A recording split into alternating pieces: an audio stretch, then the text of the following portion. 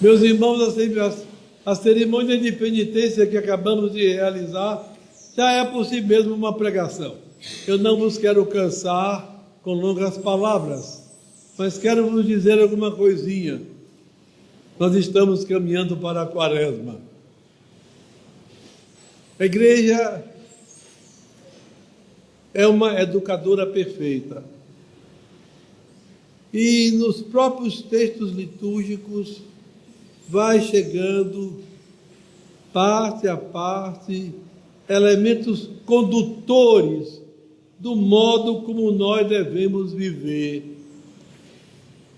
Assim, domingo passado, escutamos São Paulo falando sobre a caridade e ouvimos Jesus dizer aos apóstolos: agora vamos para Jerusalém, onde eu vou ser entregue aos pagãos e vou ser maltratado, cuspido, surrado, pregado na cruz, morto, mas ao terceiro dia ressurgirei dos mortos.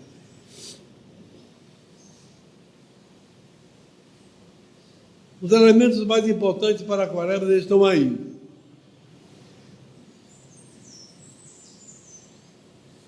Tomemos a resolução de passar a melhor Quaresma de nossa vida, desde a primeira que passamos até hoje.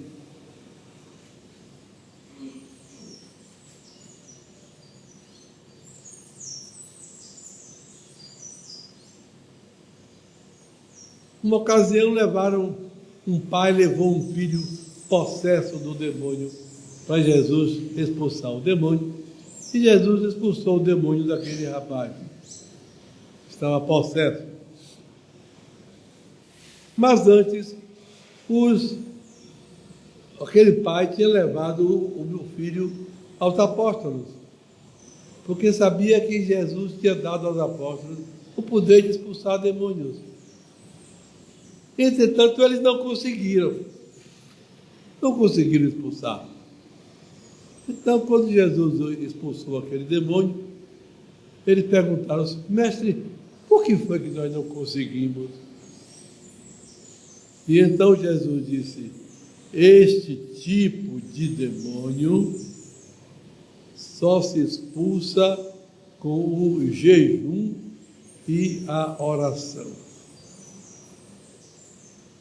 Assim, para a Quaresma, nós encontramos dois elementos importantes: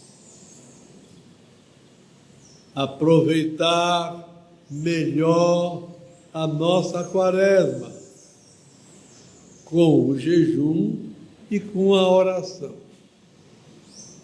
Obrigatoriamente, dia de jejum para o católico na Quaresma é hoje, quarta-feira de cinza, e na sexta-feira santa, não é? Entretanto, além da privação deste ou daquele alimento como quantidade, podemos trazer proveito para nossas almas, privando-nos de alimentos quanto à qualidade. Então, tal prato eu gosto muito, de comer tal quitute, tal coisa. O que farei nesta Quaresma? Não tocarei nisto. Não tocarei nesse tipo de prato. Eu me privarei dele para justamente conseguir maior vitória contra o demônio, como Jesus ensinou ali. Esse tipo de demônio só se expulsa com o jejum e a oração. Então, um passo importante é esse domínio da boca. Então, eu vos aconselho, não façais somente o jejum da quarta-feira de cinza e da sexta-feira santa. Pelo menos aconselho a todos a fazerem jejum, por exemplo, toda a sexta-feira da quaresma. Ou melhor ainda, segundas, quartas e sextas. Mas, além do jejum como tal, está a mortificação do gosto. Tanto quanto quando eu me privo de comer algo que gosto, quanto quando eu me privo de comer mais, comendo menos, alimentando-nos menos nesse período. Primeiro porque a verdade é que realmente ninguém deve sair da mesa tão farto que não caiba mais comida nenhuma. Isso não é nem católico. Sai tão farto que não cabe mais nada. Deus nos livre. É preciso que saiamos da mesa de modo tal que, se precisássemos comer mais alguma coisa, comeríamos.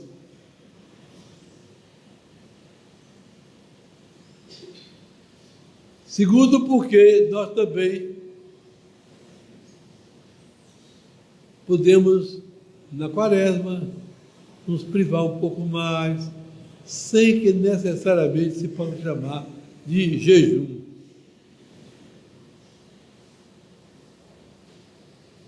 Ao lado do jejum, mais oração,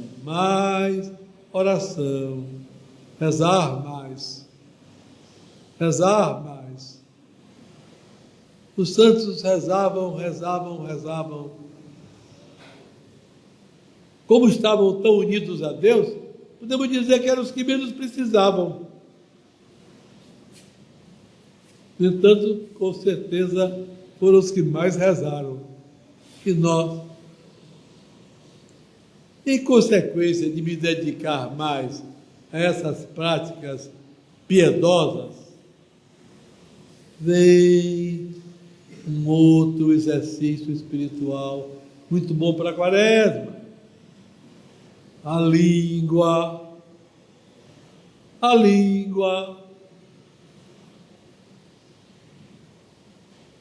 Primeiro,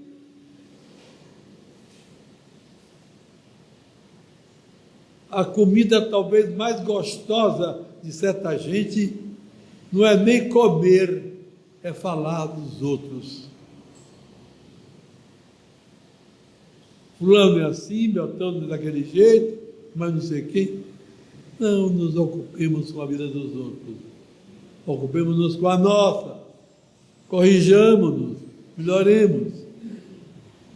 Daí a necessidade de recordar os conselhos que São Paulo dava no domingo passado. A caridade, o amor a Deus sobre todas as coisas e, por amor a Deus, o amor ao próximo, não é? Amar ao próximo. Não maltratar ninguém. Cada um pare e pense. Eu tenho dito alguma coisa que incomode outra, por exemplo, que viva comigo. Tenho dito parar com isso.